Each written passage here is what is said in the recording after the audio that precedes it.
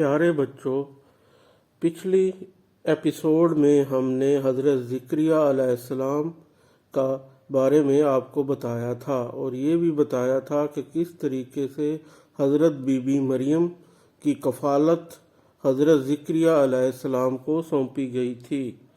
لہٰذا حضرت زکریا علیہ السلام نے آپ کی تربیت کے پیش نظر بیت المقدس میں ایک الگ کمرہ بنوا دیا۔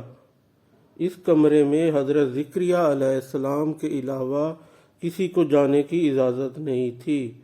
حضرت بی بی مریم سارا وقت اسی کمرے میں بیٹھ کر عبادت کرتی رہتی تھیں اور بیت المقدس کے لیے مختلف کام سر انجام دیتی تھیں۔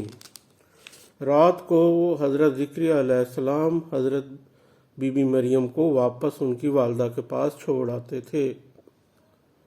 حضرت زکریا علیہ السلام ہر طرح سے حضرت بی بی مریم کا خیال رکھتے تھے۔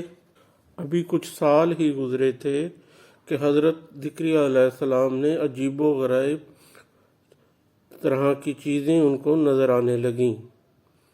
وہ جب بھی حضرت بی بی مریم کے لیے کچھ کھانے کو لاتے تو وہاں پہ کمرے میں پہلے ہی ہر طرح کے کھانے اور ہر طرح کے پھل موجود ہوتے اور وہ ایسے پھل اور کھانے ہوتے جو عام طور پر وہاں پہ نہیں پائے جاتے تھے۔ تو حضرت زکریا علیہ السلام یہ چیزیں دیکھ کر حیران ہوتے۔ ایک دن انہوں نے حضرت بی بی مریم سے پوچھ ہی لیا کہ میرے علاوہ جب یہاں کوئی آتا نہیں ہے تو یہ پھل اور کھانے کہاں سے آتے ہیں؟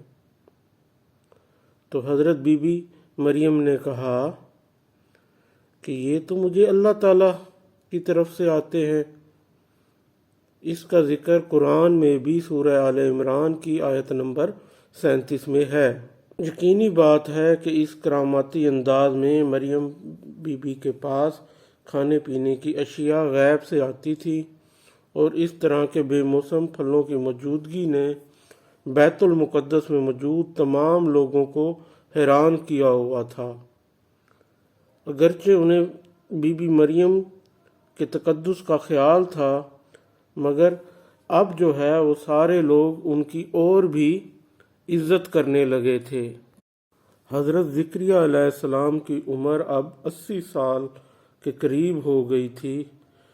اب جب انہوں نے یہ دیکھا کہ حضرت بی بی مریم کے پاس بے موسم کے پھل آتے ہیں اور ہر طرح کے کھانے آتے ہیں، جنت سے آتے ہیں، تو انہوں نے یہ بھی معلوم ہوا کہ اللہ تعالیٰ کا بی بی مریم پر بہت خصوصی کرم ہے۔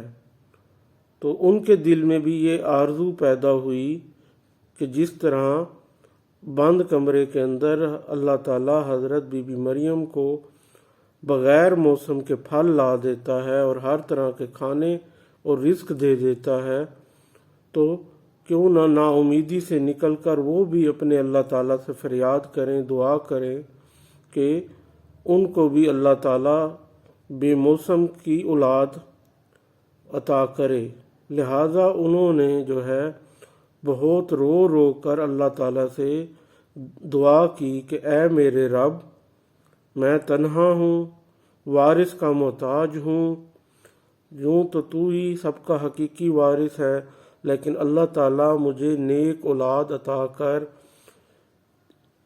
تاکہ جو ہے وہ بنی اسرائیل کے لیے رہنمائی کا ذریعہ بنے۔ عام انسانوں کی دعا بھی اگر وہ رو رو کے اللہ تعالیٰ سے مانگیں، بچوں آپ کو بھی کوئی ضرورت ہو، جب آپ بھی اللہ سے رو کے مانگو گے تو اللہ تعالیٰ ضرور قبول کرتا ہے۔ تو ایک نبی جب رو رو کر مانگے گا تو اس کی دعا کیوں قبول نہیں ہوگی؟ تو لہٰذا ان کی دعا بھی قبول ہوئی اور کچھ دنوں بعد جب وہ بیت المقدس میں عبادت کر رہے تھے تو فرشتے نے آ کر آپ کو یہ خوشخبری عطا کی کہ اللہ تعالیٰ نے آپ کو بیٹے کی خوشخبری دی ہے اور اس کا نام یحییٰ رکھا جائے گا۔ حضرت زکریا یہ سن کر خوش بھی ہوئے اور حیران بھی۔ آپ نے حیرانی سے کہا کہ اے محترم فرشتے، بھلا یہ بشارت کس طرح پوری ہوگی؟ کیا میں دوبارہ جوان ہو جاؤں گا؟ فرشتے نے کہا، میں تو صرف اتنا کہہ سکتا ہوں کہ تمہارے ہاں بیٹا ضرور پیدا ہوگا، یہ اللہ تعالیٰ کا فیصلہ ہے، اور تیرے رب کے لیے یہ بہت آسان ہے کہ وہ چاہے تو بوڑھے ہونے پر بھی تم کو اولاد عطا کرے، وہ ہر چیز کر سکتا ہے۔ حضرت زکریا علیہ السلام نے پھر اللہ تعالیٰ سے عرض کی، اے میرے اللہ، اے میرے رب، کوئی ایسی نشانی تو مجھے عطا کر جس سے یہ مجھے معلوم ہو سکے کہ جو تو نے خوشخبری سنائی ہے اب اس کا وقت آ گیا ہے۔ تو اللہ تعالیٰ نے کہا کہ اس کی نشانی یہ ہوگی کہ تم 3 دن تک کسی سے بات نہیں کر سکو گے، اور کسی کو اگر کوئی بات سمجھانی ہوگی تو اشاروں سے ہی سمجھا سکو گے، لہٰذا ان دنوں میں اپنے آپ کو عبادت میں زیادہ سے زیادہ مصروف رکھنا۔ جب یہ 3 دن آئے اور گزر گئے تو آپ کے ہاں بچے کے پیدا ہونے کے آثار پیدا ہوئے، اور حضرت زکریا نے خوشی خوشی یہ بات تمام لوگوں کو بتائی کہ اللہ تعالیٰ نے کس طرح ان پر خصوصی کرم کیا ہے، اور اب ان کے ہاں بچہ پیدا ہوگا، اور یہ بچہ جو ہے وہ نبی بنے گا اور ان کی نبوت کا وارث ہوگا۔